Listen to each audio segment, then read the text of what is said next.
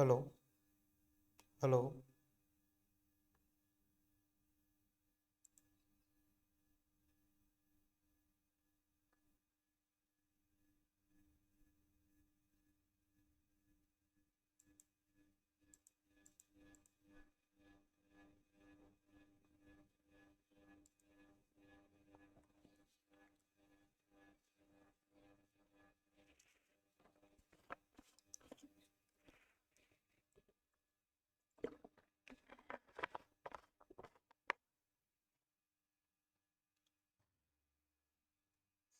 Hello everyone, greetings of the day. मैं रवि तिवारी। जैसे कि लास्ट सेशन में हम लोगों ने डीसी मशीन्स के बारे में हम लोग डिस्कस कर रहे थे और कम्यूटेशन के बारे में डिटेल डिस्कशन किया। उसी टॉपिक को एक्सटेंड करते हैं and how to reduce the sparking in commutation process. आज के सेशन में हम लोग डिस्कस करेंगे क्या क्या मेथोडोलॉजी हैं जिनके थ्रू स्पार्किंग को रेड्यूस किया जा सकता है एंड कम्यूटेशन प्रोसेस को सक्सेसफुल बनाया जा सकता है। राइट, तो सेशन स्टार्ट करने से पहले कुछ बेसिक इंट्रोडक्शन कि हम लोग गेट एकेडमी के चैनल पे हैं एंड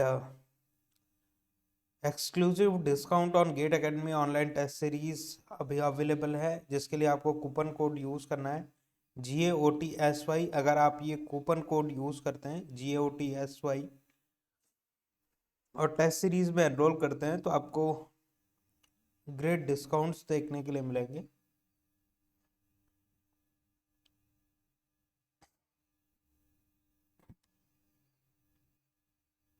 आप अगर ये कूपन कोड यूज़ करते हैं GOTSY तो आप सरप्राइज डिस्काउंट्स अवेल कर सकते हैं। लिमिटेड टाइम ऑफर है एंड फर्स्ट 50 एनरोलमेंट के लिए ये ऑफर वैलिड है। Right, and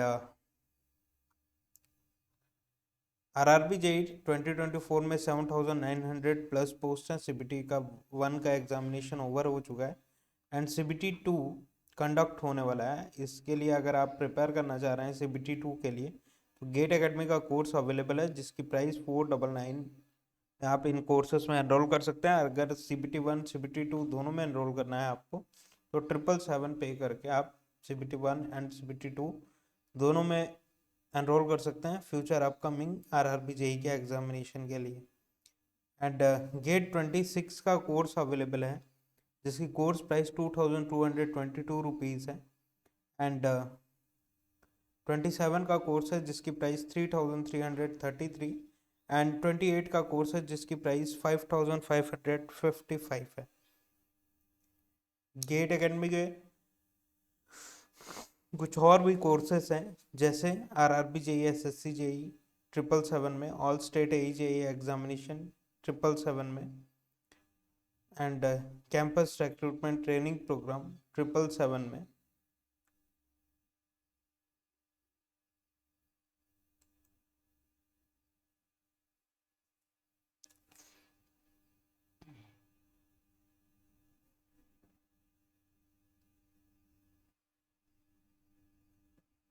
RRB JEE SSC JEE 777 में, कैंपस रिक्रूटमेंट ट्रेनिंग प्रोग्राम 777 में, all state AE JEE examination 777 में, smart course and dopamine 555 combo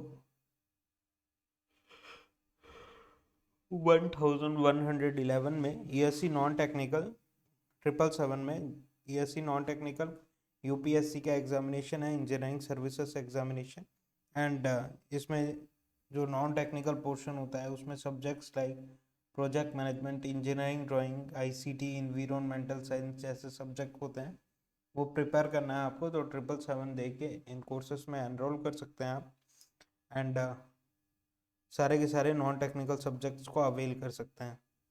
right,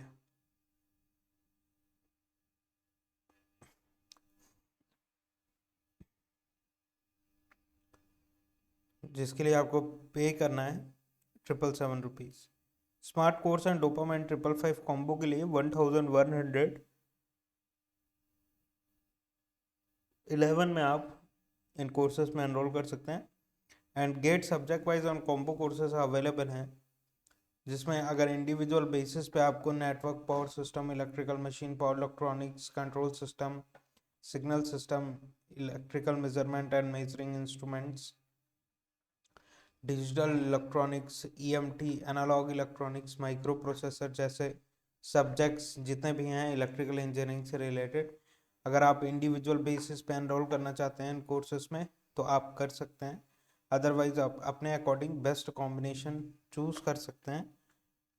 right, उसके लिए आपको गेट एकेडमी की ऑफिशियल वेबसाइट विजिट करनी होगी और आप इन कोर्सेज में इंडिविजुअल या फिर बेस्ट अपने अकॉर्डिंग कॉम्बिनेशन के साथ एनरोल कर सकते हैं।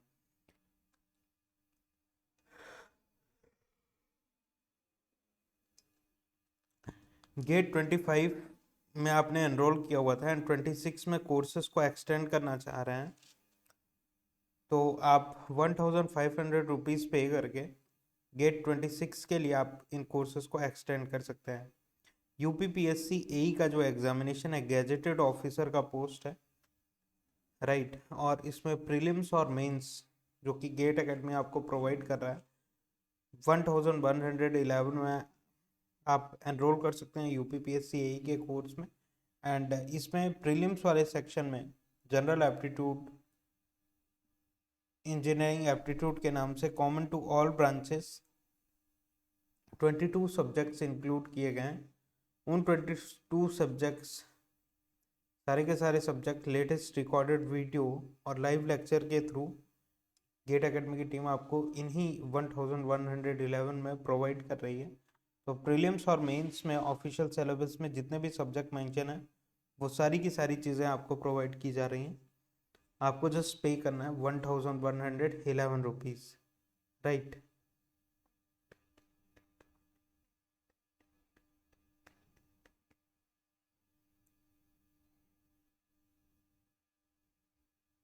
So this is all about GATE academic courses.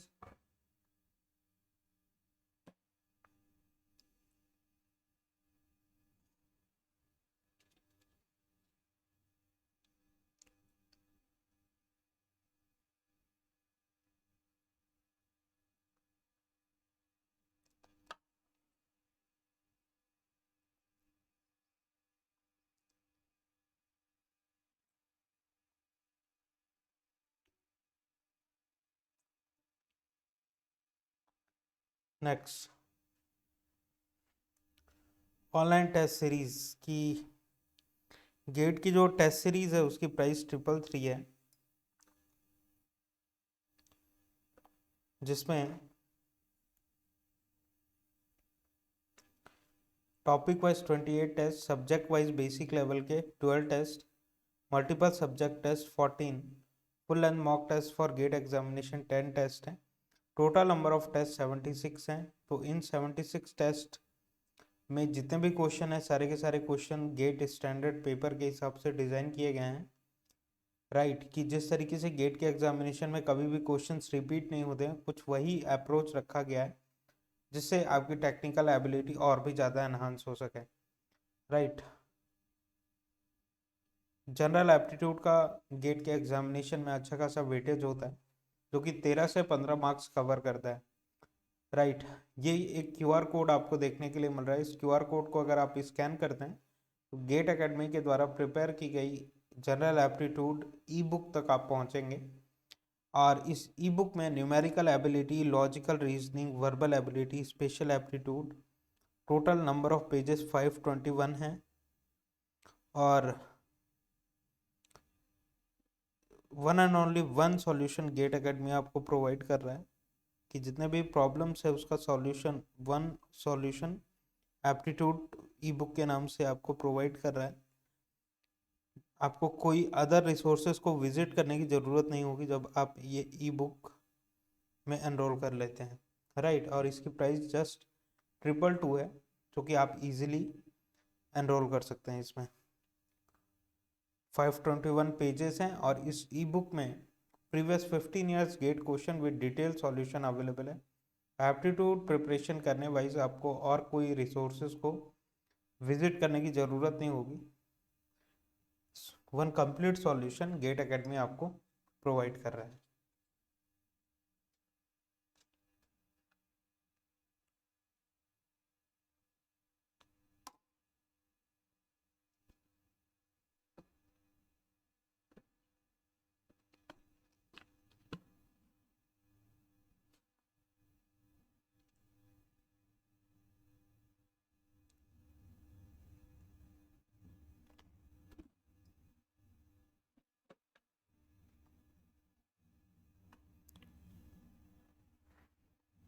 SSC electrical E book जो कि गेट एकेडमी लॉन्च कर चुका हुआ है एसएससी जेई पेपर 1 को प्रिपेयर करने के लिए। इलेक्ट्रिकल इंजीनियरिंग ई बुक ये India's first subject wise and year wise E book है कि एक ही बुक में आपको सब्जेक्ट वाइज क्वेश्चन का combination plus year wise questions का कॉम्बिनेशन देखने के लिए मिलेगा। और ये बुक लॉन्च हो चुकी है, आप प्ले स्टोर में जाके चेक कर सकते हैं एंड फ्री सैम्पल्स डाउनलोड कर सकते हैं, जिससे आपको ये पता चलेगा कि बुक किस तरीके से किस वे में ऑर्गेनाइज की गई है, राइट। तो यहाँ तक डिस्कशन ओवर होता है। अब हम लोग आज के सेशन की तरफ मूव करते हैं, और उससे पहले जैसा कि हम लोगों ने इंट्रोडक्शन में सारी चीज़ें डिस्कस कर ली, बस 1 मिनट के ब्रेक के बाद हम लोग सेशन स्टार्ट करते हैं, right.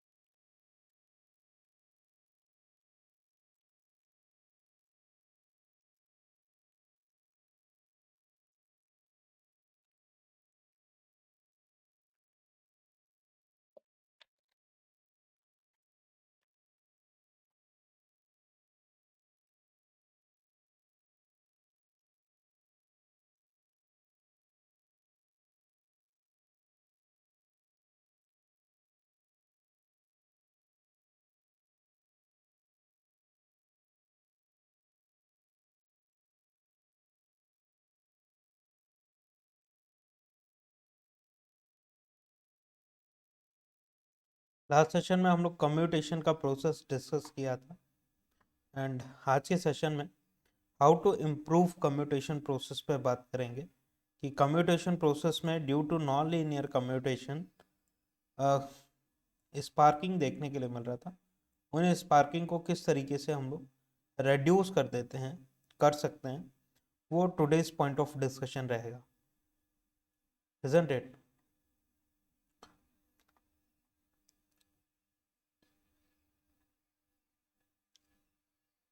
So let us start the discussion.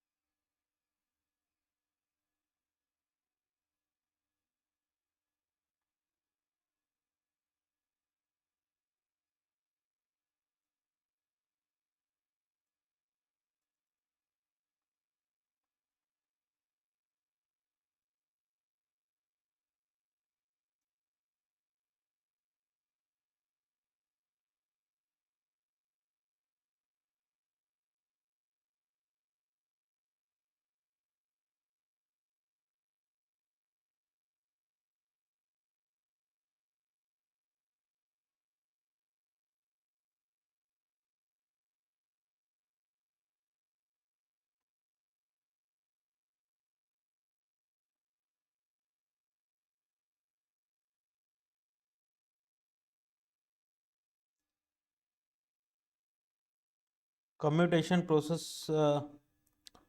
में हम लोगों ने देखा कि 20 एम्पेयर का करंट किस तरीके से रिवर्स होके नेगेटिव 20 एम्पेयर तक पहुंच रहा था। और इस करंट के रिवर्सल के प्रोसेस में क्योंकि कॉइल में नंबर ऑफ टर्न्स देखने के लिए मिल रहे हैं जिसके थ्रू कॉइल फॉर्म हुई है, एंड नंबर ऑफ टर्न्स हैं तो इंडक्टेंस का भी फॉर्मेशन होगा। एंड इंडक्टेंस की प्रॉपर्टी कहती है कि सडन चेंज इन करंट को इंडक्टेंस अपोज करता है, करंट को सडनली चेंज नहीं होने देता है, जिसके कारण करंट जब इमीडिएटली रिवर्स नहीं होगी तो उसके कारण स्पार्किंग प्रोड्यूस होगा। उस स्पार्किंग फिनोमिना को हम लोगों ने लास्ट सेशन में डिस्कस किया था।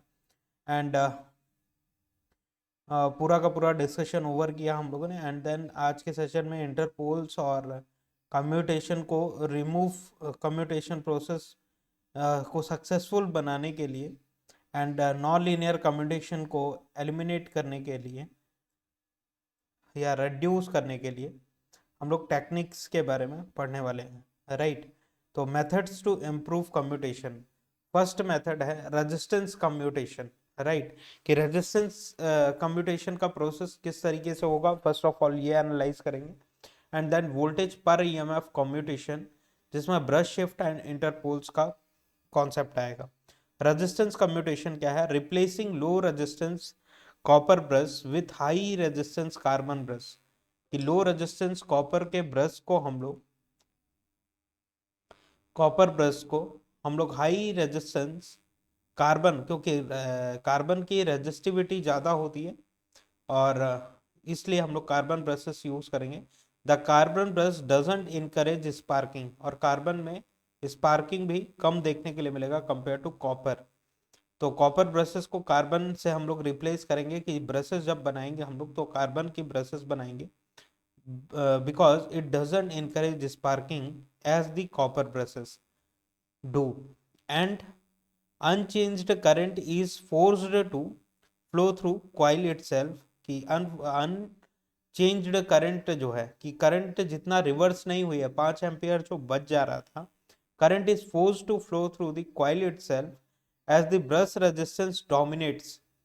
कि ब्रश का जो रेजिस्टेंस है वो डोमिनेट करेगा, ब्रश का रेजिस्टेंस ज्यादा होगा compare to coil resistance, right. तो वो कॉइल ब्रशेस के थ्रू आपके ना फ्लो करे, वो कॉइल के थ्रू फ्लो कर जाए, अनचेंज्ड ब्रशेस ब्रशेस में जंप ना करे, जिसके कारण कोई स्पार्किंग ना देखने के लिए मिले। Force to flow through coil itself as the brush resistance dominates, this will reduce the sparking, this will reduce the sparking। However, carbon brushes offer more brush contact drop। Carbon brushes में मोर contact drop होगा, around 2 volt पर brushes. कि एक brush में 2 volt का drop देखने के लिए मिलेगा, जो कि एक सिग्निफिकेंट वैल्यू है। लेकिन इतना ज़्यादा ड्रॉप, वोल्टेज ड्रॉप होने के बावजूद, क्योंकि रेजिस्टेंस ज़्यादा होगा, जिस तरीके से आर्मेचर रेजिस्टेंस जब ज़्यादा होगा तो आर्मेचर वाइंडिंग का जो IaRa ड्रॉप हम लोग डिडक्ट करते थे, उसके साथ साथ ब्रश कॉन्टैक्ट ड्रॉप हम लोग डिडक्ट करते थे। तो 2 वोल्ट पर ब्रशेस ड्रॉप डिडक्ट करना पड़ेगा हम लोगों को, जिससे ओवरऑल टर्मिनल वोल्टेजेस कम देखने के लिए मिलेगा। लेकिन हम लोग वो एक्सेप्ट करने के लिए तैयार हैं कि टर्मिनल वोल्टेजेस हम लोगों को भले ही थोड़ा कम देखने के लिए मिले, लेकिन इतना ज़्यादा वोल्टेजेस ड्रॉप हो अराउंड दी ब्रशेस, लेकिन हमारा कम्यूटेशन प्रोसेस का सक्सेसफुल होना चाहिए। अदरवाइज वो ब्रशेस को बहुत ज़्यादा डैमेज करेगा और इमीडिएटली हम लोगों को प्रॉपर टाइम इंटरवल में ब्रशेस को चेंज करना पड़ेगा, जो कि एक कॉस्टली अफेयर है। The added advantages of carbon brushes are, commutation improve होगा इससे। कम्यूटेशन का जो प्रोसेस है, स्पार्किंग के थ्रू जो 5 एम्पियर का करंट जंप करके ब्रश में जा रहा था, क्योंकि ब्रश का रेजिस्टेंस प्रीवियसली लोअर था, वो जंप कर जा रहा था करंट ब्रशेस में कम्यूटेटर सेगमेंट के थ्रू। तो अब कार्बन ब्रशेस यूज करने की वजह से, कॉपर के जगह पे कार्बन ब्रशेस यूज करने की जगह पे overall resistance of brushes increase हो गया है। तो जितना करंट रिवर्सल हो गया। जो अनचेंज्ड करंट जो रिवर्स नहीं हुई है, वो 5 एम्पियर की करंट अब क्योंकि रेजिस्टेंस ब्रशेस का बहुत ज्यादा हाई है तो वो उसमें जंप नहीं करेंगी, वो कॉइल के थ्रू ही फ्लो करेंगी, जिससे स्पार्किंग का प्रॉब्लम कम किया जा सकता है एंड कम्यूटेशन इम्प्रूव होगा इससे, राइट। तो ये था रेजिस्टेंस कम्यूटेशन। सेकंड जो एडवांटेज है रेजिस्टेंस कम्यूटेशन का, they had not hard as copper but offer smooth surface, right. कि कार्बन जो है होती हैं कॉपर की तरह हार्ड सरफेस इनका नहीं होता है, स्मूथ सरफेस देखने के लिए मिलेगा। कॉपर का हार्ड सरफेस होगा एंड कार्बन ब्रशेस का जैसे ग्रेफाइट काइंड ऑफ मटेरियल अगर हम लोग यूज करते हैं जिसमें सेल्फ लुब्रिकेटिंग प्रॉपर्टी होती है, क्योंकि ब्रशेस एक ऐसा पार्ट ऑफ सिस्टम है जहां पे both electrical and mechanical losses साथ में हो रहे हैं। कि कम्यूटेटर सेगमेंट के ऊपर में स्टैटिक पोजीशन मेंटेन किया हुआ है, ब्रशेस नहीं रोटेट कर रहा है। कम्यूटेटर सेगमेंट जब रोटेट करेगा तो यहाँ पे फ्रिक्शन होगा। इस फ्रिक्शन को कम करने के लिए हम लोग यहाँ पे ऑयल या ग्रीस वगैरह यूज नहीं कर सकते। क्यों? क्योंकि ऑयल या ग्रीस जो होती है वो इंसुलेटिंग मटेरियल होती है। इंसुलेटिंग मटेरियल अगर इन बिटवीन हम लोग यूज करते हैं तो करंट कैसे कलेक्ट कर पाएंगे, राइट, इजंट इट। तो हम लोग ऐसा कोई भी मटेरियल नहीं यूज कर सकते लुब्रिकेशन के लिए। तो ब्रशेस जैसे भी बनाएंगी, जिस मटेरियल से भी बनाएंगी, उसमें सेल्फ लुब्रिकेटिंग प्रॉपर्टी होनी चाहिए, जिसके लिए हम लोग ग्रेफाइट या कार्बन में सेल्फ लुब्रिकेटिंग प्रॉपर्टी होती है, इसलिए हम लोग कार्बन ब्रशेस बनाने की कोशिश करते हैं, right. They had not hard as copper but offer smooth surface compare to copper. They are self lubricating property होती है, पॉलिशिंग प्रॉपर्टी होती है nature, which ensure excellent mechanical condition with rotating commutator, right. Excellent mechanical conditions observe होंगे यहाँ पे with rotating commutator. In case of any sparking they will be less damage than copper. कि sparking अगर होती भी है तो कॉपर जितना डैमेज होगा उतना कार्बन नहीं डैमेज होगा, राइट। तो इन एडवांटेजेस के बेसिस पे हम लोग कार्बन ब्रशेस यूज करते हैं। इसके कुछ डिसएडवांटेजेस भी हैं रेजिस्टेंस कम्यूटेशन टेक्निक के। पहला डिसएडवांटेज है brush contact drop comparatively more than copper. कि कॉपर में, क्योंकि कॉपर एक कंडक्टिंग मटेरियल है, गुड कंडक्टर ऑफ इलेक्ट्रिसिटी है, तो उसके कंपैरिजन में कार्बन का जो रेजिस्टिविटी होती है वो हाई होगी, ओवरऑल रेजिस्टेंस हाई होगा। तो जो करंट फ्लो होने के कारण वोल्टेज ड्रॉप होगा वो कार्बन में ज्यादा होगा। Therefore small machines of low voltage prefer copper brushes only. कि अगर छोटी मशीन है, स्मॉल मशीन्स है विथ लो ऑपरेटेड वोल्टेजेस, तो हम लोग कॉपर ब्रशेस ही यूज करेंगे, कार्बन ब्रशेस नहीं यूज करेंगे, क्योंकि कार्बन ब्रशेस का रेजिस्टेंस हाई होने के कारण पर वोल्टेज ड्रॉप जो होता है वो ज्यादा होता है कार्बन में कंपेयर टू कॉपर। सेकंड जो डिसएडवांटेज है, लो करंट डेंसिटी इनकी कम होती है, जिससे साइज ऑफ द ब्रशेस को करंट के रेटिंग के हिसाब से हम लोगों को इंक्रीज करना पड़ता है। Low current density consequently brush size is more, size of brush increase हो जाएगा, राइट। तो करंट डेंसिटी का मतलब क्या समझते हैं आप लोग? जैसे फ्लक्स डेंसिटी होता है, flux density is equal to flux passing per unit area of cross section, right. कि अगर फ्लक्स डेंसिटी कांस्टेंट है तो phi is directly proportional to A, phi can be written as directly proportional to A. Operating flux lines जैसे जैसे increase होंगी, area of cross section हम लोगों को मैग्नेटिक मटेरियल का बढ़ाना पड़ेगा। सिमिलरली करंट डेंसिटी का मतलब होता है current passing per unit area of cross section. कि current for constant current density I is directly proportional to A. कि करंट अगर 2 एम्पियर है तो एरिया ऑफ क्रॉस सेक्शन कम लगेगा, करंट अगर 10 एम्पियर्स है तो area of cross section of copper material, जो भी मटेरियल है कंडक्टिंग मटेरियल, कंडक्टर, उसका ज्यादा लगेगा। और करंट की वैल्यू अगर 100 एम्पियर है तो ऑब्वियस सी बात है area of cross section of conducting material, conductor, ज्यादा होना चाहिए, अदरवाइज क्या होगा, वो प्रॉब्लम क्रिएट करेगा, मेल्ट हो जाएगा आपका conductor. Low current density consequently brush size is more.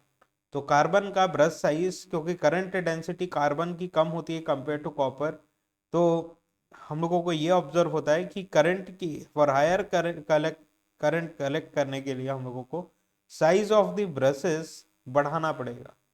So this is the disadvantage कि साइज आपका ज़्यादा लगेगा, जो overall weight of the machine को इंक्रीज करेगा।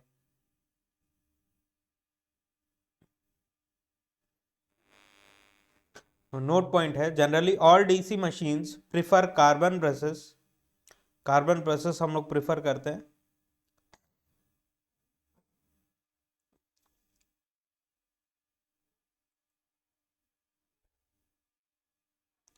Hello,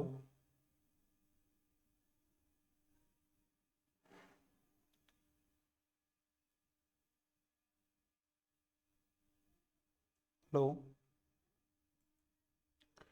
Generally, all DC machines prefer carbon brushes. Increasing brush resistance will reduce the time constant of the transient state of current. Right? क्योंकि time constant जो होता है, time constant tau is equal to L divided by R होता है। And increasing the brush resistance, कि brush resistance as copper is replaced with carbon, so overall resistance is increased, and due to increment of resistance the time constant of transient state of current will reduce, right? कि current flow होने का जो time constant था वो reduce हो जाएगा, right? तो ये एक एडवांटेज हो गया इसका।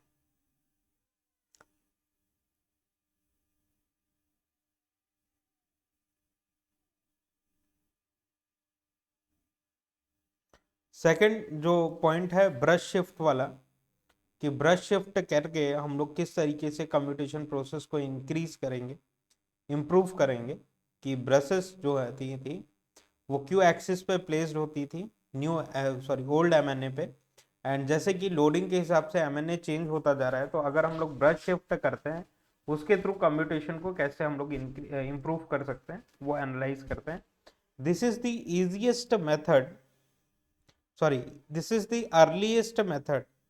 अर्ली डेज में हम लोग इसका यूज़ करते थे, और नाउ डेज ये कॉन्सेप्ट बिल्कुल भी किसी भी मशीन्स में प्रिफर नहीं करते हैं हम लोग, ना कि यूज़ करते हैं प्रैक्टिकली।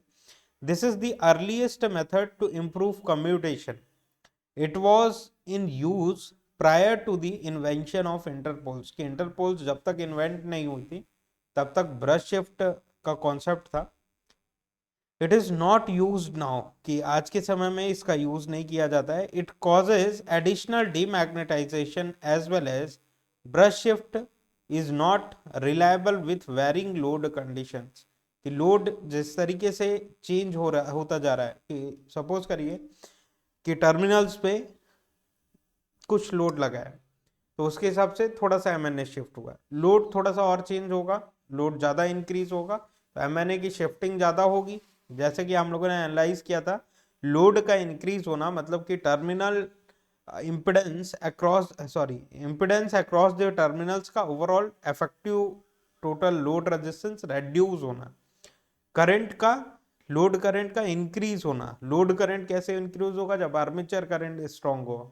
आर्मेचर करंट जब स्ट्रांग होगा तो आर्मेचर फ्लक्स लाइन से स्ट्रांग होंगी, जो कि मेन फील्ड फ्लक्स लाइन से इंटरेक्ट करेंगे। ओवरऑल फ्लक्स पैटर्न जो होगा मेन फील्ड फ्लक्स लाइंस का एंड आपके आर्मेचर के जो फ्लक्स लाइंस का के कारण नेट फ्लक्स पैटर्न चेंज जो होता है वो ज़्यादा होगा। Trailing pole tips of generator में फ्लक्स डेंसिटी और ज़्यादा इंक्रीज होगी एंड उनकी शिफ्टिंग ज़्यादा होगी, तो एमएनए जो होगा करंट के हिसाब से शिफ्ट होता जाएगा, लोड करंट के हिसाब से।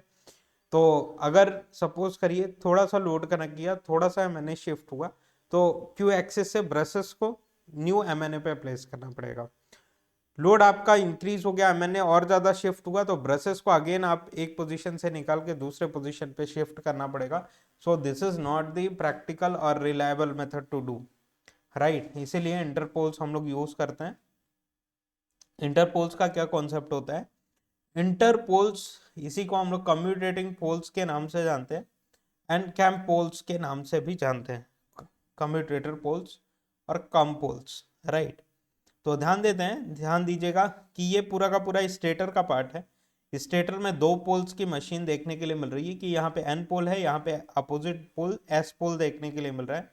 इन बिटवीन आपका आर्मेचर रखा हुआ है एंड अगर ये फ्लक्स पैटर्न इस तरीके से चेंज हो रहा है एज वी प्रीवियसली डिस्कस कि मेन फील्ड फ्लक्स लाइंस और आर्मेचर फ्लक्स एक दूसरे के साथ इंटरेक्ट करेंगी, जिसके कारण trailing pole tips of generators में फ्लक्स डेंसिटी इंक्रीज हो जाएगी, जिसके कारण एमएनए क्या हो रहा था, शिफ्ट हो जा रहा था एंड ब्रशेस को शिफ्ट करने की नीड थी, राइट। तो इस वाले पिक्चर में आपको ये एनालाइज हो रहा है कि ध्यान दीजिएगा कि जनरेटर है और इसका डायरेक्शन ऑफ रोटेशन इस डायरेक्शन में है और यहाँ पे हम लोगों ने एक छोटे छोटे से कि जो मेन फील्ड पोल्स थे उनसे साइज देखिए इनका कम देखने के लिए मिलता है, राइट। ये जो मिडिल वाला पोर्शन है इंटरपोलर एक्सिस भी इसको हम लोग कहते हैं, क्यू एक्सिस जो होता है कि in between the axis in between the field poles, कि फील्ड पोल्स को बीचों बीच जो बाइसेक्ट करने वाली एक्सिस होती है उसको हम लोग बोलते हैं इंटरपोलर एक्सिस, कि वो रीजन जो होता है वो इंटरपोल्स का रीजन होता है और इसी को हम लोग बोलते हैं क्वाड्रेचर एक्सिस। कि टू पोल की मशीन में क्वाड्रेचर कहाँ पे होगा, फोर पोल की मशीन में क्वाड्रेचर कहाँ पे होगा, हम लोगों ने प्रीवियसली एनालाइज किया हुआ है। तो ये इंटरपोलर एक्सिस में दो स्मॉल स्मॉल पोल्स हम लोग प्लेस करेंगे of same polarity ahead of the main field poles, right. कि देखिए जनरेटर अगर इस डायरेक्शन में रन कर रहा है, लेफ्ट टू राइट अगर रन कर रहा है जनरेटर, आर्मेचर कंडक्टर्स और आर्मेचर और योर रोटर अगर रन कर रहा है through the help of prime mover, तो आर्मेचर के रोटेशन के डायरेक्शन में, जनरेटर के रोटेशन के डायरेक्शन में इनकी पोलैरिटी क्या होगी इंटरपोल्स की, कि इस डायरेक्शन में अगर ये रन कर रहा है तो इसके अहेड वाला कौन सा पोल है, एन पोल है, इसके सामने वाला कौन सा पोल है, एन पोल है। तो यही सेम पोलैरिटी का इंटरपोल यहाँ पे यूज करेंगे। यहाँ से यहाँ जब हम लोग रन कर रहे हैं तो इसके अहेड वाला कौन सा पोल है, साउथ पोल, तो साउथ पोल ही हम लोग यहाँ पे इसकी पोलैरिटी रखेंगे। और अगेन इसमें फील्ड वाइंडिंग वगैरह होंगी जो कि सीरीज वगैरह में कनेक्टेड रहती हैं आर्मेचर के साथ, कि आर्मेचर में जब लोडिंग बढ़ेगी कि टर्मिनल्स पे लोड इंक्रीज हुआ तो लोड करंट इंक्रीज होगा, लोड करंट इंक्रीज होगा, आर्मेचर करंट इंक्रीज होगा, तो आर्मेचर करंट ही इसमें से फ्लो, क्योंकि ये सीरीज में कनेक्टेड है आर्मेचर कंडक्टर्स के साथ, आर्मेचर कॉइल के साथ। तो अगर आर्मेचर करंट बढ़ता है, ब्रशेस के बाद कौन सा करंट देखने के लिए मिलता है, आई ए, और inside the armature I A by A. तो यहाँ पे आई ए करंट फ्लो कर रहा है जो कि इंटरपोल्स में भी फ्लो कर रहा है। तो अगर आर्मेचर में करंट की वैल्यू बढ़ेगी, आर्मेचर फ्लक्स अगर स्ट्रांग होगा तो ऑटोमेटिकली इंटरपोल्स भी स्ट्रांग हो जाएंगे, एन पोल ज्यादा स्ट्रांग, एस पोल ज्यादा स्ट्रांग, तो ये काउंटर फ्लक्स ज्यादा क्रिएट करेंगे, right. These are also electromagnets only, कि करंट के फ्लो होने के, करंट के मैग्नीट्यूड पे ही डिपेंड करेगा कि एन पोल से और एस पोल से कितनी फ्लक्स लाइंस निकल रही हैं, इंटर कर रही हैं, राइट। तो ध्यान दीजिएगा कि लोडिंग कंडीशन के हिसाब से आई ए की वैल्यू चेंज होगी एंड क्योंकि ये सीरीज में कनेक्टेड है आर्मेचर के साथ, तो जिस तरीके से आर्मेचर करंट चेंज होगा उस तरीके से ये counter flux N to S जो क्रिएट कर रहा है वो भी स्ट्रांग होगा। तो ध्यान दीजिएगा फ्लक्स पैटर्न नो लोड के कंडीशन में ऐसा था, एन टू एस जा रहा था, लोडेड कंडीशन में फ्लक्स पैटर्न चेंज हो गया था, ट्रेलिंग पोल्स ऑफ जनरेटर में फ्लक्स डेंसिटी हाई हो गई थी। अब इसको काउंटर करने के लिए यहाँ से काउंटर फ्लक्स जनरेट किया हम लोगों ने, एन पोल से फ्लक्स लाइंस निकल रही हैं, एस पोल पे इंटर करेंगी, तो इधर से जब फ्लक्स लाइन जाएंगी तो ये अगेन जो होंगी प्रॉपरली डिस्ट्रीब्यूट होंगी, एन पोल से निकलेंगे एंड एस पोल पे इंटर करेंगे, और ये फ्लक्स लाइंस इस तरीके से काउंटर कर रही है ना। यहाँ पे फ्लक्स डेंसिटी ट्रेलिंग पोल में टिप्स में जो हाई हो गया था जिसके कारण एमएनए शिफ्ट हो रहा था, तो ये काउंटर फ्लक्स क्रिएट करके इन सारी चीजों को बैलेंस करेगा। ये होता है कॉन्सेप्ट इंटरपोल्स का, राइट। एंड ये टैपर्ड पोल्स, शेप पोल्स होते हैं, जिस तरीके से ये पोल फेस आपका मेन फील्ड पोल्स का वाइडर होता है in order to reduce the reluctance, तो ये जो इंटरपोल्स होती हैं ये टेपर्ड इन शेप होती हैं, इस तरीके से टेपर्ड देखने के लिए मिल रहा है कि इनके पोल फेस जो होता है वो वाइडर नहीं होगा, पोल फेस स्मॉलर ही रहेगा, क्योंकि ज़्यादा फ्लक्स नहीं क्रिएट करना है, मेन फील्ड पोल से कम ही फ्लक्स क्रिएट करना है, अदरवाइज सारी की सारी फ्लक्स लाइंस को काउंटर कर देगा, नलिफाई कर देगा, तो फ्लक्स ओवरऑल रेड्यूस हो जाएंगी मशीन में, राइट। तो टैपर्ड शेप पोल्स होते हैं ये, and shouldn't gate saturated easily, कि फ्लक्स के इंक्रीज होने से ये सैचुरेट नहीं होंगे, राइट, कि करंट भले ही फ्लो कर रहा है एंड फ्लक्स उतना इंक्रीमेंट नहीं देखने के लिए मिलेगा। बीएच कर्व का जो कॉन्सेप्ट हम लोगों ने डिस्कस किया था, ये इजीली सैचुरेट नहीं होगा, क्या मतलब है कि करंट इंक्रीज होता जाएगा तो ऑपरेटिंग फ्लक्स क्रिएट होता जाएगा, I is directly proportional to phi relation यहाँ पे फॉलो होगा, राइट, कि करंट के इंक्रीज होने से ऑपरेटिंग फ्लक्स लाइंस इंक्रीज होती रहेंगी। ऐसा सिचुएशन नहीं आएगा कि ये नॉन लीनियर रीजन में चला गया है, सैचुरेशन रीजन में चला गया है, कि करंट हम लोग फर्दर इंक्रीज करते जा रहे हैं लेकिन ऑपरेटिंग फ्लक्स लाइंस उसी सेम रेशियो में इंक्रीज नहीं हो रही हैं, फ्लक्स का मैग्नीट्यूड अब कांस्टेंट हो गया है, कि करंट यहाँ पे यहाँ से यहाँ तक इंक्रीज कर दिया हम लोगों ने, लेकिन ऑपरेटिंग फ्लक्स लाइंस यहीं पे देखने के लिए मिल रही हैं, ऐसा नहीं सिचुएशन देखने के लिए मिलेगा, राइट। तो इसलिए इनको टैपर्ड शेप में बनाते हैं हम लोग कि इजीली ये सैचुरेट ना हो, and therefore length of air gap should be more, length of air gap क्या होगा यहाँ पे, मोर होता है, जिसके कारण फ्लक्स डेंसिटी इतनी इंक्रीज नहीं होगी जिसके कारण सैचुरेशन पे पहुंच जाए।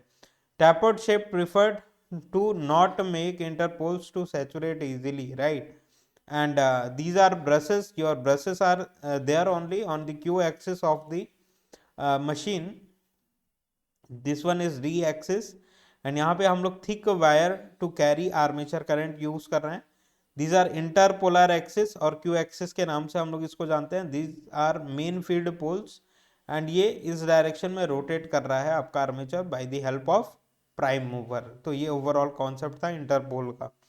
Interpoles are small poles compared to main poles located in the interpolar region between main poles। Interpoles क्या होते हैं, स्मॉल पोल्स होते हैं compare to main poles, located in the interpolar region में हम लोग इसको लोकेट करते हैं between main poles, interpolar region between the main field poles, की main field pole N pole यहाँ पे है, एस पोल यहाँ पे है, इन बिटवीन क्या है, कौन सा रीजन हुआ, ये रीजन हुआ, जिसको हम लोग इंटरपोलर रीजन कह रहे हैं। And therefore number of interpoles, कितने नंबर ऑफ इंटरपोल्स लगाने पड़ेंगे हम लोगों को, जितने number of main field poles हैं, number of interpoles is equal to number of main field poles, तभी तो ओवरऑल फ्लक्स का जो पैटर्न चेंज हुआ है उसको कंपनसेट कर सकते हैं, राइट। तो ये इंटरपोल्स का कॉन्सेप्ट होता है। जिस तरीके से कम्यूटेटिंग वाइंडिंग कर रही थी, हमारा आर्मेचर रिएक्शन को इंप्रूव करने के लिए कंपनसेटिंग वाइंडिंग कर रही थी, not commutating winding, compensating winding हम लोग यूज कर रहे थे, कि मेन फील्ड पोल्स पे फ्लक्स डेंसिटी इंक्रीज हो गया था, और फ्लक्स डेंसिटी जब इंक्रीज हो गया तो जैसा कि आपको पता है कि आयरन लॉसेस इंक्रीज हो जाएंगे, क्योंकि hysteresis and eddy current losses flux density के डायरेक्टली प्रोपोर्शनल होते हैं। फ्लक्स डेंसिटी जब इंक्रीज हो जाएगा तो hysteresis eddy current losses increase हो जाएंगे, आपका आयरन लॉसेस इंक्रीज हो जाएगा, और आर्मेचर रिएक्शन जो होगा वो ज्यादा होगा, राइट।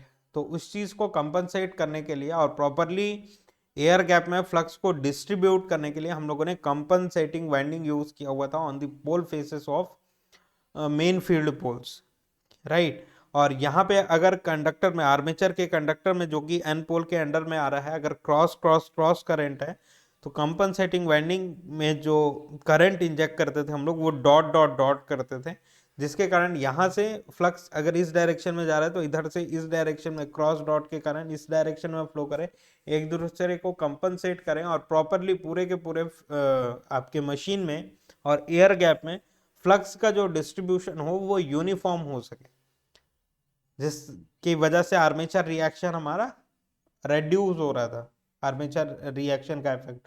तो कंपनसेटिंग वाइंडिंग आर्मेचर रिएक्शन को इंप्रूव करने के लिए हम लोग यूज करते हैं। इंटरपोल्स और कंपनसेटिंग वाइंडिंग का जो दूसरा एडेड एडवांटेज जो होता है, फर्स्ट प्रायोरिटी है कंपनसेटिंग वाइंडिंग यूज करने का, कि आर्मेचर रिएक्शन को के प्रोसेस को इंप्रूव करने के लिए क्या यूज करते हैं हम लोग, कंपनसेटिंग वाइंडिंग यूज करते हैं। आयरन लॉसेस वगैरह इससे रेड्यूस हो जाती हैं। ये एडेड एडवांटेज देखने के लिए मिला। और क्या एडेड एडवांटेज देखने के लिए मिला कंपनसेटिंग वाइंडिंग का, कि फ्लक्स जब प्रॉपरली डिस्ट्रीब्यूट होंगे, कि तो फ्लक्स पैटर्न इस तरीके से चेंज हो जाएगा, इस तरीके में चेंज हो जाएगा, तो वो क्या होगा, ब्रशेस को शिफ्ट करने की जरूरत है क्या, नहीं, ब्रशेस को शिफ्ट करने की जरूरत नहीं है, राइट, ब्रशेस को शिफ्ट करने की जरूरत नहीं है। तो स्पार्किंग प्रोड्यूस होगा क्या, नहीं, brushes are on their original positions only, और यहाँ पे एमएनए की शिफ्टिंग नहीं होगी, जिससे क्यू एक्सिस पे जो ब्रशेस रखे हुए हैं उन कंडक्टर, आर्मेचर कंडक्टर में लेस वोल्टेजेस रहेगा, लेस करंट फ्लो करेगा, तो करंट के रिवर्सल में स्पार्किंग प्रोड्यूस नहीं होगा। That is what our second added advantages of compensating binding, right. लेकिन फर्स्ट प्रायोरिटी क्या है, आर्मेचर रिएक्शन को इंप्रूव करना। सेकंड एडेड एडवांटेज क्या है,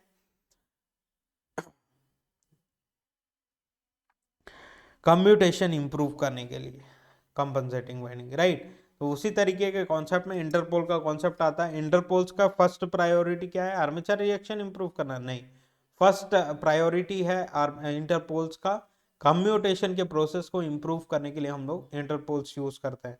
दे are tapered in shape to reduce the saturation probability of iron, right. Interpoles are small poles compared to the main field poles located in the interpolar region between the main poles. Number of interpoles is equal to number of main field poles, right, कि जितने number of main field poles हैं उतने ही same number of interpoles भी हम लोग use करेंगे। They are tapered in shape, intentionally designed with lesser air gap, कि tapered shape के होते हैं और इंटेंशनली इनको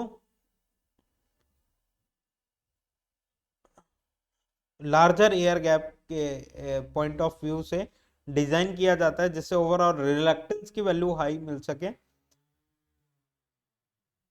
ओवरऑल रिलक्टेंस की वैल्यू हाई मिल सके,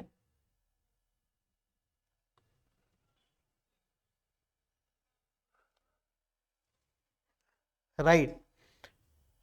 Intentionally designed with larger air gap in order not to get saturated when the load current flows through the interpolar winding, कि easily saturate नहीं होगा when the load current flows through the interpolar winding. In order to get automatic neutralization, interpoles winding also connected in series with armature through brushes, कि armature से जो current निकल रहा है वो ब्रशेस में कलेक्ट होगा एंड देन ब्रशेस से आपके इंटरपोल्स में जा रहा है, राइट। तो इन सीरीज है कि आर्मेचर करंट अगर स्ट्रांग होगा due to load current and load variations, तो आपका इंटरपोलर्स का फ्लक्स का जो इंक्रीमेंट है वो भी स्ट्रांग होगा, जिससे जो फ्लक्स पैटर्न में चेंजेस आ रहा था वो नलिफाई किया जा सके। The polarity of Interpol's is the polarity of main pole. Polarity of interpole is the polarity of main poles ahead of generator in the direction of rotation. The polarity of an interpole is the polarity of main poles ahead of generator in the direction of rotation. कि generator के direction के rotation, direction of rotation के direction में जो polarity interpole की क्या होगी, जो इसके इन दी डायरेक्शन ऑफ रोटेशन में अगला वाला जो मेन फील्ड पोल है वही इसकी पोलैरिटी रहेगी। इस वाले पोल की पोलैरिटी क्या रहेगी इंटरपोल्स की, इन दी डायरेक्शन ऑफ रोटेशन में जो इसके अहेड वाला मेन फील्ड पोल है एस पोल, वही इसकी पोलैरिटी रहेगी। तो इस तरीके से इंटरपोल्स की पोलैरिटी डिसाइड किया जाता है। एंड एमसीक्यू में ये सारे कॉन्सेप्ट आपसे पूछे जाएंगे कि इंटरपोल्स की पोलैरिटी क्या होगी जनरेटर्स में। तो in case of generator main field poles ahead of the interpolar region is the polarity of your interpoles. Interpoles serve two functions, कि इंटरपोल्स भी दो फंक्शंस आपको यहाँ पे प्रोड्यूस कर रहे हैं। It produces a counter EMF in the coil undergoing commutation, right? It produces a counter EMF, or sorry, counter MMF in the coil undergoing commutation because of its opposite polarity, and nullifies the reactance voltage. This will improve the commutation process. कि Interpol's क्या कर रहे हैं कि इस वाले coil में suppose करिए, जिस भी कॉइल में कम्यूटेशन प्रोसेस चल रहा है, कि ब्रशेस जहाँ पे हैं जिस पर्टिकुलर कॉइल में, यहीं पे चल रहा होगा इस कॉइल में, ये कंडक्टर जब मूव करेगा तो दूसरा कंडक्टर आ जाएगा, उस कॉइल में कम्यूटेशन चालू हो जाएगा, राइट? तो इसी पोजीशन पे चल रहा है, राइट? और डिफरेंट डिफरेंट कॉइल्स में चल रहा है। जिस कॉइल में कम्यूटेशन प्रोसेस चल रहा है वहां पे क्या प्रोड्यूस हो रहा था? Due to number of turns inductance का फॉर्मेशन हो रहा था, एंड इंडक्टेंस में जब फ्लक्स लिंक कर रही थी तो जिसके कारण रिएक्टेंस वोल्टेजेस का फॉर्मेशन हो रहा था, और उस रिएक्टेंस वोल्टेजेस के कारण easily current cross to dot reverse नहीं हो पा रही थी रिएक्टेंस वोल्टेज के कारण, राइट? तो अब ये क्या कर रहा है इंटरपोल्स? ये काउंटर ईएमएफ क्रिएट करेगा कि जितना प्लस माइनस इसमें डेवलप हो रहा था रिएक्टेंस वोल्टेज, उसके अपोजिट पोलैरिटी का काउंटर ईएमएफ क्रिएट करेगा, जिससे एक दूसरे के जो रिएक्टेंस वोल्टेजेस है उसके काउंटर ईएमएफ से नलीफाई हो जाए, एंड इस तरीके का कोई रिएक्टेंस और इंडक्टिव प्रॉपर्टी का जो इफेक्ट है वो आपके कम्यूटेशन प्रोसेस में ना देखने के लिए मिले, और इजीली करंट का रिवर्सल क्रॉस टू डॉट हो सके। It produces a counter EMF in the under coil undergoing commutation because of its opposite polarity and nullifies the reactance voltage.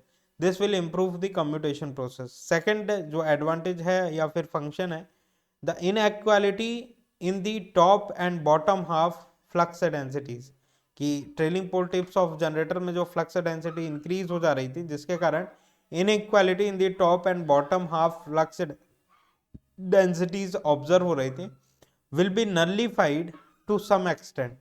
ये जो चीज थी flux pattern new MNA shift हो जा रहा था जिसके कारण प्रॉब्लम क्रिएट हो रहा था, तो ये कुछ हद तक सम एक्सटेंट तक ये रेड्यूस हो जाएंगी, एंड प्रॉपरली यूनिफॉर्म फ्लक्स का डिस्ट्रीब्यूशन देखने के लिए मिलेगा, nullified to some extent, which reduces the cross magnetization and improve commutation process, कि एमएनए की शिफ्टिंग जो होगी वो कम से कम होगी, एंड कम्यूटेशन प्रोसेस इंप्रूव होगा, इससे कम्यूटेशन प्रोसेस इंप्रूव होगा।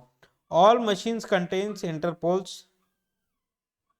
इंटरपोल्स क्या होते हैं? मेन फील्ड पोल से चीपर होते हैं। All machines contains interpoles cheaper in cost to get good commutation, की जितनी भी प्रैक्टिकल मशीन्स हैं उनको अगर आप डीसी मशीन्स को खोल के देखते हैं, we are talking about machines, right, which are able to handle huge amount of power, bulk power handling capacity के मशीन के बारे में बात कर रहे हैं, नॉट स्मॉल स्मॉल टॉयज के बारे में, राइट? तो डीसी मशीन जो कि आपके लेबोरेटरीज में या फिर इंडस्ट्रीज में यूज की जा रही हैं, all machines contain, DC machine contains interpoles, cheaper in cost होते हैं to get good commutation process, to get good commutation process. This region is known as interpolar region, कि मेन फील्ड पोल्स के बीच का जो रीजन होता है वो इंटरपोलर रीजन होता है। These are compensating winding region. ये क्या होता है? इतना पोर्शन होता है कंपनसेटिंग वाइंडिंग का, और इतना पोर्शन आपके इंटरपोल्स का होता है। Interpolar winding act in the interpolar region to improve commutation. Compensating winding act under the poles. Compensating winding कहां पे वर्क कर रही है? Under the poles, main field poles. Act under the poles to reduce armature flux and armature reaction. Both have their own independent localized actions on armature reaction, कि दोनों का function आपके अपने अपने रीजन में देखने के लिए मिल रहा है, कंपनसेटिंग वाइंडिंग का एंड इंटरपोल्स का। Both have their own independent localized action on armature reaction process, right?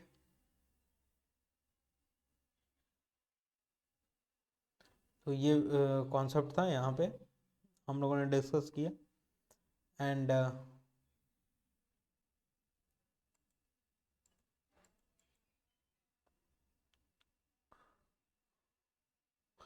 ये दोनों कम्यूटेशन प्रोसेस के बारे में हम लोगों ने बात किया।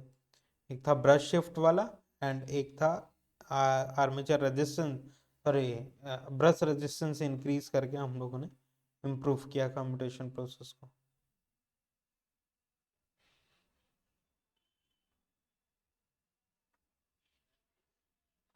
राइट, तो यहाँ तक का डिस्कशन ओवर होता है। नेक्स्ट सेशन में हम लोग factors affecting the terminal voltages के बारे में बात करेंगे।